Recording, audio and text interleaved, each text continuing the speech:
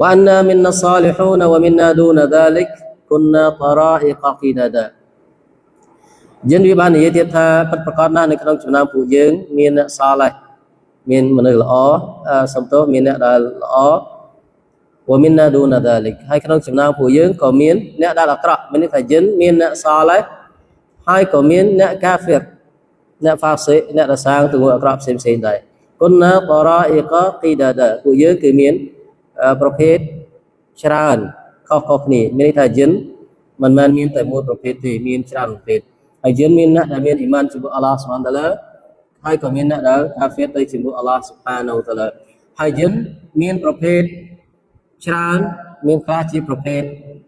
សត្វហើយក៏មានខ្លះជាប្រភេទដែលអាចហោះហើរបានប្រភេទខ្លះជាប្រភេទសត្វពស់អីជាដើមឧទាហរណ៍ឬក៏ប្រភេទផ្សេងៗទៀត